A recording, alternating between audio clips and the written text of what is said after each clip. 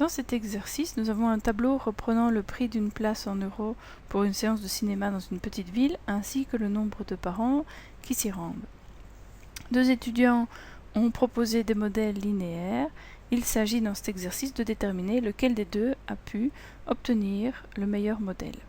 Alors, pour ce faire, on va utiliser la Casio 35+ dans le menu Stats et on va commencer par encoder toutes les données.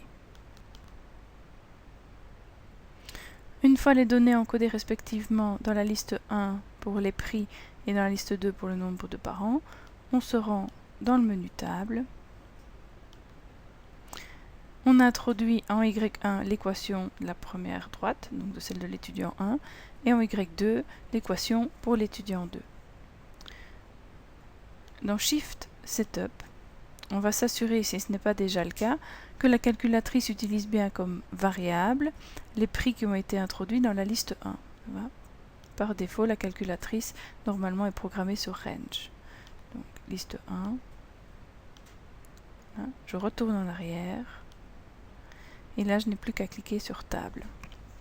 Voilà, donc on constate que selon le modèle de l'étudiant 1, pour une place à 2 €, il y aurait 24,7 entre guillemets par an, alors que l'étudiant 2 obtient bien 24 par an.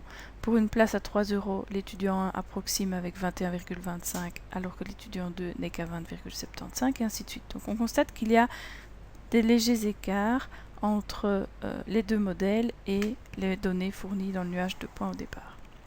Il s'agit maintenant d'aller copier-coller les résultats obtenus pour les deux étudiants dans le menu statistique pour pouvoir effectuer nos calculs. Vous déplacez le curseur au sommet de la liste ou de la colonne Y1 et avec les touches Options, L mémoire, on va vous demander dans quelle liste vous voulez envoyer les résultats de l'étudiant 1. Eh bien, je pense que la liste 3 était encore libre. Voilà. Pour le moment, on ne voit rien, mais on va faire la même chose avec l'étudiant 2, tant qu'on y est. Donc, Options, mettre en liste, la liste en mémoire, dans la liste 4. Voilà. Si on retourne maintenant dans le menu Stats, on constate donc qu'on a toujours bien les prix en liste 1, les parents qui se sont effectivement rendus au cinéma en liste 2, les parents selon le modèle 1 et les parents selon le modèle 2.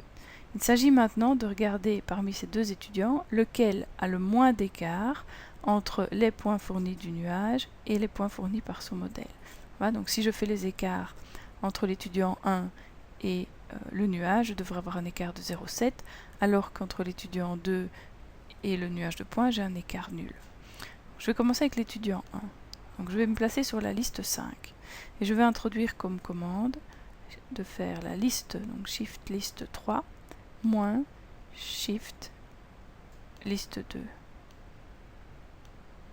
Voilà, je retrouve bien donc l'écart de 0,7, puis en deuxième position l'écart de 0,75, l'écart de 0,8, l'écart de 1,35 et ainsi de suite.